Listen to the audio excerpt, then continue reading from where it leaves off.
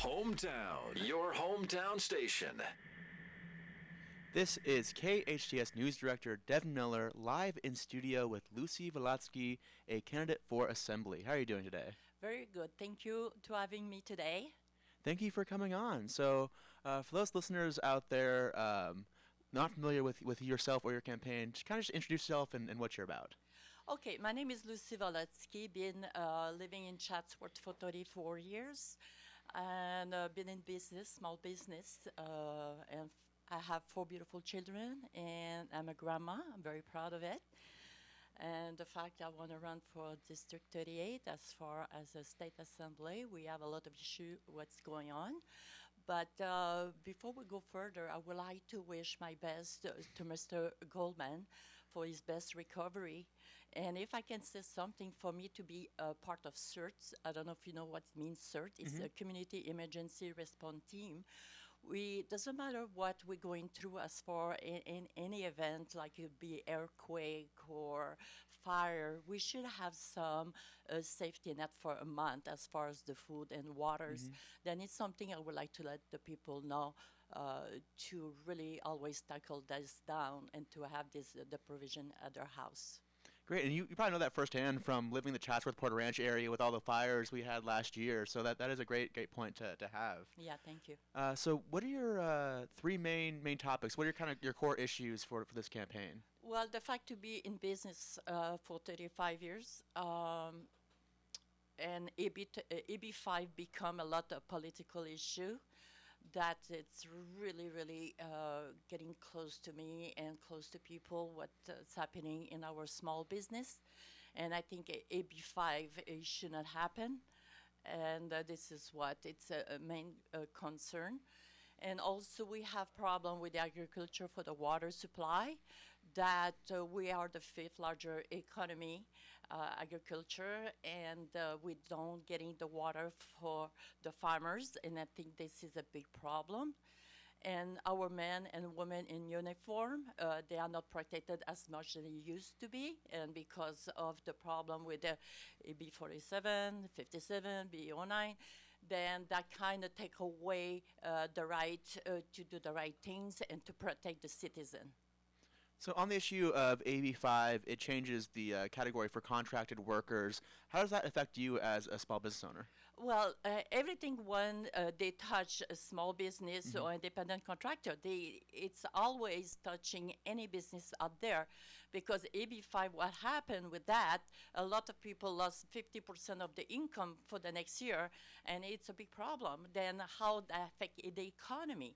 And of course, that will affect, it's like a snowball. Everything's it's been tackled, and that's what's happening right now with independent contractor.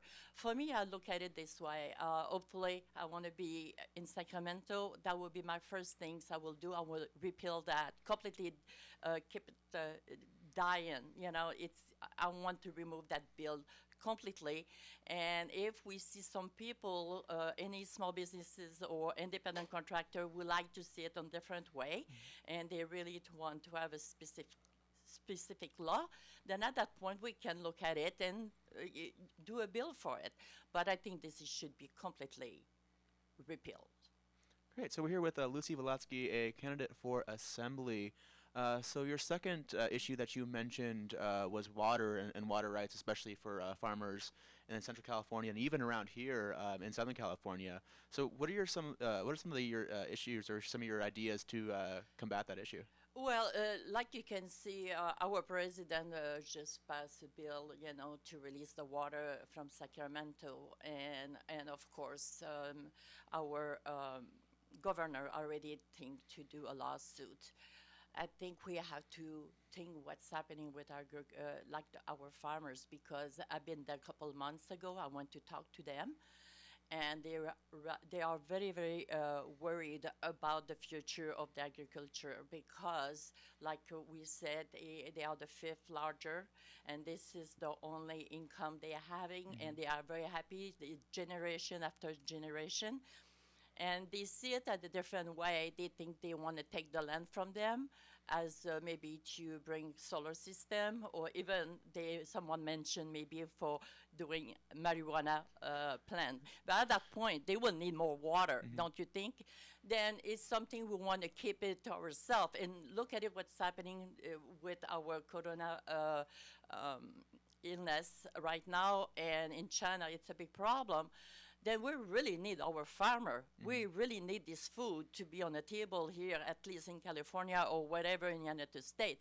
Then we have to take care of our people in California. So do you believe it's like even a public safety issue that we have to be self-sustainable within our state, just in case if other factors outside our state or even outside our country change in the landscape? Of course, it's definitely we have to think about it. And what's happening with the trade, when our president brought it up, I was very pleased of it, because let me explain, in the 90s, we almost lost everything when everything went to China. Being in the furniture business, and 95% our product was bought in Los Angeles. We've been very strongly advocate to buy USA product all for the 35 years we've been in business. But what happened when everything went to China, we were 1 foot out of our house, like many others. They lost their houses, they lost the businesses. And now, things coming back to us that kind of give us a better balance to see, hey, we need to take care of ourselves. We need to take care of our state. We need to take care of our country. It's very, very important what we're doing for the future. And the last topic you mentioned was public safety, and especially our first responders. And you mentioned Prop 47, which changes probation and stuff like that. So what are some of your ideas to either reverse Prop 47 or maybe amend it?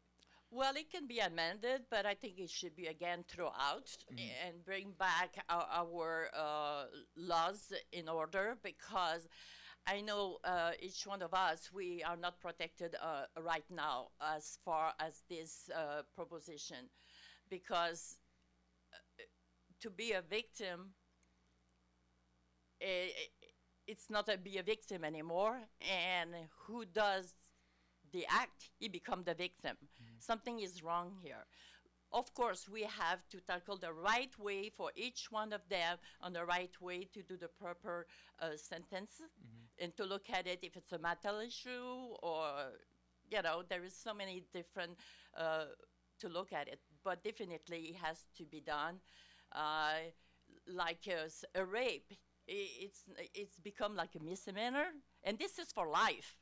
And someone goes to jail for a month or two, or maybe a year, is out of his conscience. He doesn't care. He will do it again as a rapist. I'm sorry. It's in you. I don't talk about drug issue and everything. Once you hurt yourself, you want to help yourself, is different. But when a rapist, it's more a difficult issue to look at it. So we're here with Lucie Volotzky, a candidate for Assembly. So you're seeking the 38th district, which starts in where you're from, Porter Ranch, Chatsworth, and reaches out to the Santa Clarita Valley, which we're based. And in between there is the Newhall Pass, which is a choke point. So transportation and traffic is a big issue in this district. So what are some of your ideas to kind of combat the traffic issue and kind of ease the tension on our freeways? I didn't study much about that, but I always think a little bit outside of the box without to know if it's feasible or not. But there is other countries, sometimes there is the line divider can move around. Then if you are going to the opposite way, whatever it's more busier during the day, then you kind of change the divider. And I'm sure there is places also it can be enlarged. But again, our governor, the money we needed for the infrastructure, he took it for something else. That's why everything what we should do with our money, what is supposed to be, where it's supposed to go, it doesn't happen. They always divert the money for something else. Then it's a big problem.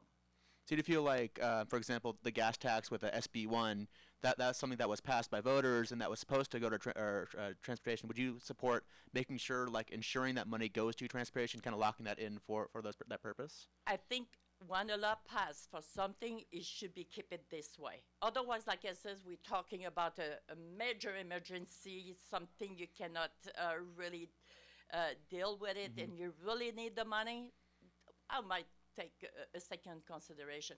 But otherwise, what you vote for is to stick with it. This is what we did for, especially right now when we're talking about Prop 13. This is a big problem we are talking about because Prop 13 from 1996 to 2016, the school, they got $109 billion of dollars. Where is the money went? And the fundamental of teaching, it's gone. They're taking more to teach about sex ed. There is so many things happening right now in our school that where they want the money for. Do you think a new school will change to teach the children? There is more to it. They have to bring the fundamental to teach our children. It's very important, especially what's happening right now.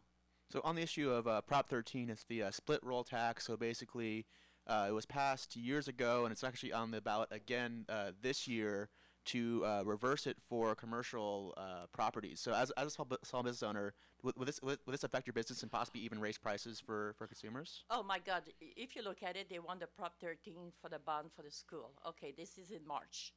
This one will be in November. It's another terrible prop to go and say yes for it. You cannot, it's a no. Because people says, oh, for the rich. It will trickle down to the tenant to the customer. It's endless. Then it's a no. They were talking, oh, Disneyland, they didn't pay their fair share for so many years. How much it costs right now to go to Disneyland? I think it's $125 a ticket. Could you imagine if this passed? It's almost, they will close their door, it would be $200 a ticket. It's not a joke. Then people really hardly can afford to take their kids to Disneyland. Then who will suffer again? It will be, again, the people, they don't have the money. The rich will be no problem, or the maybe upper middle class, but otherwise it would be a big problem for the future. So we're here with Lucie Volotzky, a candidate for Assembly. We're actually kind of wrapping up here. Is there anything else you want people to know about yourself that we haven't had a chance to discuss? Well, I'm very happy to be here because I'm here to represent, I'm telling you, of course I'm a Republican, but it's not just that, because all the problem we're having right now in our state touch the independent and the Democrats. Then for me, I want to reach out to everyone because I want to work for everyone. Doesn't matter how you look at it. And I'm happy to be endorsed, and I found out this yesterday by Dennis Prager and Jennifer Horn that it's a nice endorsement. I believe what I'm doing, and I'm there for you. Vote for Lucie. I always say there is only one Lucie on the ballot. You cannot be wrong with that. Thank you for having me today, and it was a great experience to be here with you. Thank you for joining us. Thank you very much.